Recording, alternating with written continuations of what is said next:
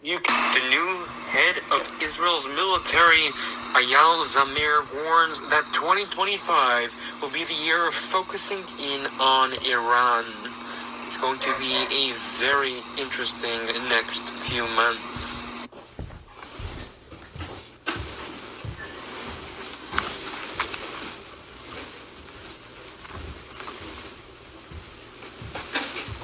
במשך שנים רבות צה"ל עמד במשימותיו.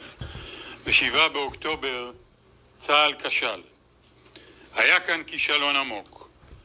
אך אין זה נכון שכישלון בסדר גודל כזה יתוחקר רק בצה"ל ובשב"כ. צה"ל הוא חלק מסדר עדיפות לאומי, מקבל מדיניות ופועל על פיה. הקמת ועדת חקירה ממלכתית נחוצה וחיונית, לא כדי להאשים, אלא בראש ובראשונה כדי להגיע לשורש הבעיות ולאפשר תיקון. לא נסלח ולא נשכח. זוהי מלחמת קיום. נמשיך במערכה להחזרת חטופינו ולהכרעה. המשימה שמוטלת עליהם היום היא ברורה. להוביל את צה"ל לניצחון.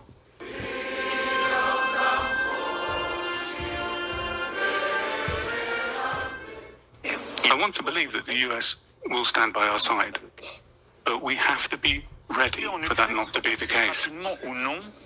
Whether we reach peace in Ukraine soon or not, we need to be able to recognize the Russian threat and better defend ourselves in order to deter such attacks. Whatever happens, we need to provide ourselves with more arms, more equipment in terms of defense, to provide a dissuasive force. And we're committed on that part. We need to do more than we've done in the past to reinforce our defense and security. The future of Europe cannot be decided on in Moscow or Washington. Since the fall of the Berlin Wall, we have seen 3 decades which are now behind us. We're moving on to a new age. We're meeting with the Commission tomorrow, the President of the European Council, for an extraordinary summit. We'll take a number of long-awaited steps which we've been proposing for a number of years, increase in military expenditure, which is something that will be allowed without having it to be subject to deficit rules. Measures to ensure that armaments can be produced on European soil. The latest cutting-edge technology will mobilize the government to strengthen our armies as soon as possible and accelerate reindustrialization in all of our countries. We'll work together with the enterprises in these sectors in the coming days. So, Europe's defense sector, which we've been asking for the last 8 years, will have to become a reality to allow European countries to defend and protect themselves, to produce the equipment they need in their countries, to allow them to cooperate more, and to allow them to reduce their dependence on outside actors. Germany, Poland, Denmark, Baltic states, and many of our partners have announced unprecedented efforts in terms of military spending. So as we look ahead to these actions, France has to recognize its special status. We have the most efficient, effective army in Europe. Because of the choices made by our forefathers after the Second World War, we have a nuclear deterrent, which protects us a lot more than many of our other neighbors. But we didn't expect, or rather, it wasn't necessary to await the invasion of Ukraine to recognize the increasing threats. We've seen how necessary it is to build our defense, and we've doubled our military budget, as you can see on this graph. Because of these efforts, we are now in a position to make supplementary investments. And we'll ask the government to work as quickly as possible on this. These are new investments which will allow us to mobilize private financing and public financing without increases in tax.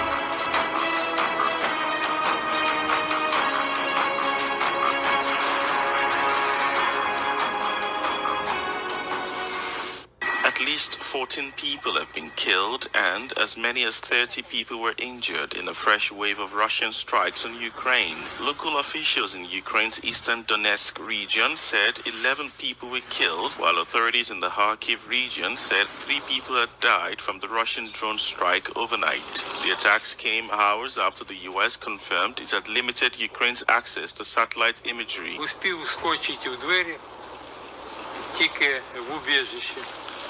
Тільки вскочив в убіжище, сильне зарево і звук шрапнелі по дверям. Тобто я зрозумів, що попало конкретно в нас.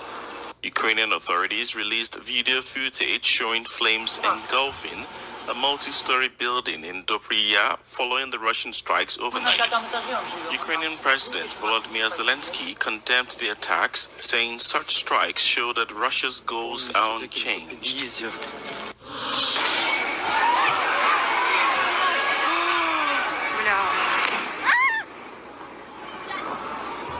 Vladimir Putin launched a hypersonic missile to allegedly sink a foreign cargo ship that was said to be carrying British weapons to Ukraine. Russia is said to have unleashed an Iskander-M missile that hit a Panama flag container ship soon after it arrived in Odessa. Ukrainian sources suggest that 2 port workers were wounded in the strike, which also damaged the infrastructure of the port. However, no evidence as of now suggests that the ship was carrying British military weapons for Kyiv's use. Ukraine claims at least 20 foreign merchant ships have been damaged in the previous strikes by Russia. It comes as a dozen leaders from Europe and NATO have assembled in London today for Crunch Summit in a bid to salvage a peace deal for Ukraine. Sir Keir Starmer today said that Britain, France, and Ukraine have agreed to work on a ceasefire plan and present it to Donald Trump. The PM also spoke with Donald Trump in an attempt to bridge the rift between the US and Europe after the historic White House showdown, which he found uncomfortable to watch. He said he is focused on being a bridge to restore peace talks, and he used the collapse of the talks as an opportunity to re-engage with Trump and Zelensky. Today's summit is likely to include talks on establishing a European military force to be sent to Ukraine and underpin a ceasefire deal. Its response to US tariffs has been swift and strong. For 2 days in a row, it's put out this statement. If war is what the US wants, be it a tariff war, a trade war, or any other type of war, we're ready to fight till the end. After the session, a chance to try and grab the thoughts of the country's elite. What impact will the trade war have on China? I think it'll have little impact on China because we treat others the way they treat us. Our tech develops so fast. Just look at DeepSeek. Look at how fast our AI develops.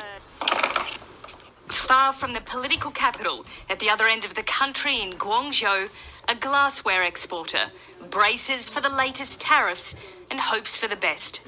I think the people will discuss this at the beginning, but yeah, of course, 10% is a huge number. You know, some profit even they're lower than this, but we cannot change it. Just get used to it and let it be. However, it's not easy to let it be when old alliances are shifting and relationships crumbling. And in this new world, as China says, everything is changing fast. Nicole Johnston, Sky News, Beijing. Iran, Russia, and China are strengthening their military ties through joint exercises, which will take place off the coast of Iran from Tuesday. The drills aim to strengthen security, boost multilateral cooperation, and counter what they perceive as American hegemony. The exercises, codenamed Security Belt 2025, are taking place in the northern Indian Ocean near the port of Chabahar in southeast Iran. The exercise will include simulated attacks on maritime targets, joint search and rescue drills, spot checks and arrests. China has sent the Type 052D guided missile destroyer, Baotu, and supply ship, Gaoyu, from the 47th Naval Escort Task Force to take part in the exercise. For Iran, Russia, and China, this exercise is an opportunity to expand their influence across West Asia. This partnership is seen as a challenge to U.S. influence in the region. The Gulf of Oman is a strategic location with many major shipping lanes and oil routes passing through it, making security in this region a top concern. Just last month, Russian President Vladimir Putin and Iranian President Masoud Pezeshkian signed an agreement to boost cooperation in areas including trade and military. The deal comes amid rising tensions between U.S. and Iran. President Trump has vowed maximum pressure to drive Iran's oil exports to zero. He has called for a plan to ask allies to stop and inspect Iranian oil tankers at sea under international accord aimed at preventing Iran from acquiring nuclear weapons. Now, Iran had shot back at Trump, accusing the U.S. of bullying tactics. Iran's UN mission has stated that the country is open to negotiations with the U.S. only if the talks focus on addressing concerns about the potential militarization of its nuclear program. However, it made it clear that if the aim of the negotiations is to dismantle its nuclear program, then talks would never happen. I'm just saying I'd rather see a peace deal than the other, but the other will solve the problem.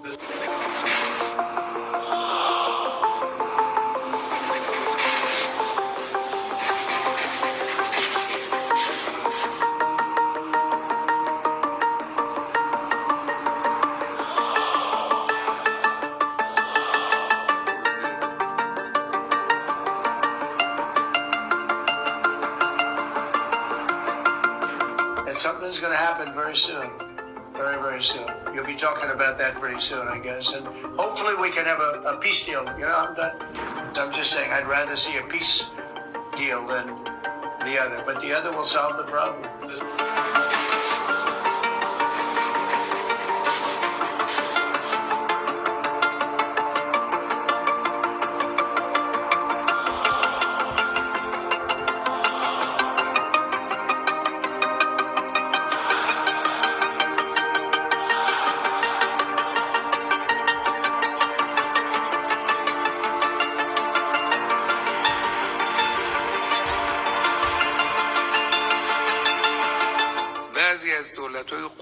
Some bullying governments insist on negotiation, but their negotiation is not aimed at resolving issues, it's for domination.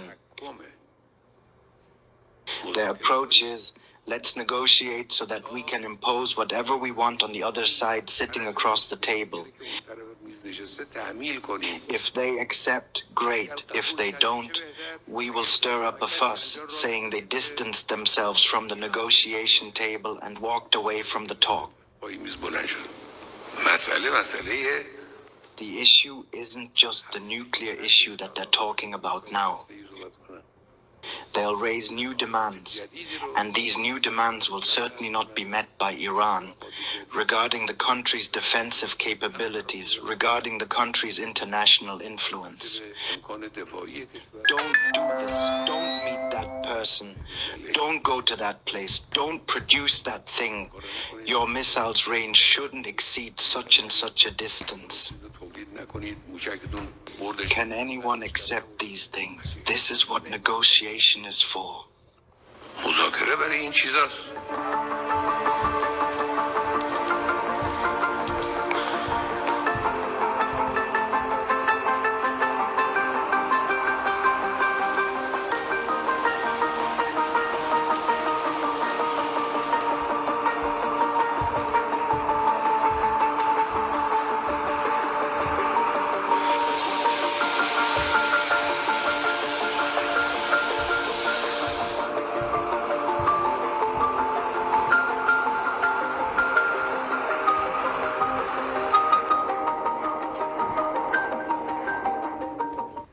Level of destruction is beyond anything you can even imagine. Donald Trump has warned monster nuclear weapons could end the world as he sounded the alarm over atomic Armageddon. Everybody has to spend all this money on something that if it's used, it's probably the end of the world. The president issued the stark warning in a TV interview on Sunday morning after he floated new arms controls with Russia and China. In an interview with Fox News, Trump said he believes nukes are one of the greatest threats to mankind. The US has the second largest nuclear weapons stockpile in the world, with around 5,000 weapons. Russia has the most, with nearly 6,000, with China a distant third, with around 350. Nuclear weapons have only been used in anger twice, when the US bombed Hiroshima and Nagasaki to end World War II. The 78-year-old went on to say that too many people are focused on claims of climate change rather than tackling the global threat posed by nukes. The president said the threat of nuclear weapons is immediate, warning it could happen tomorrow. Trump explained, I watched Biden for years say the existential threat is from the climate. I said no. The greatest is sitting on shelves in various countries called nuclear weapons that are big monsters that can blow your heads off for miles and miles and miles. Russia has repeatedly rattled the nuclear saber in the war in Ukraine, and Putin has long threatened the world with his ambitious super weapons, such as the Satan II nuke. Trump has long vowed to be the president of peace and said he wants to end wars worldwide, especially the raging conflict in Ukraine. Russia, if I may, President Putin is bombing Ukraine. Yeah. Do you still believe him when he tells you that he wants peace?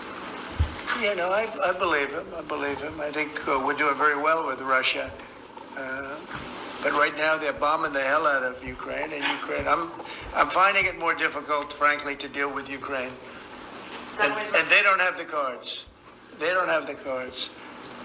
As you know, we're meeting in Saudi Arabia on sometime next week, early. And we're talking, I find that in terms of getting a final settlement, it may be easier dealing with Russia, which is surprising because they have all the cards. I mean, they're bombing the hell out of them right now. And I put a statement in, a very strong statement. Can't do that. You can't do that.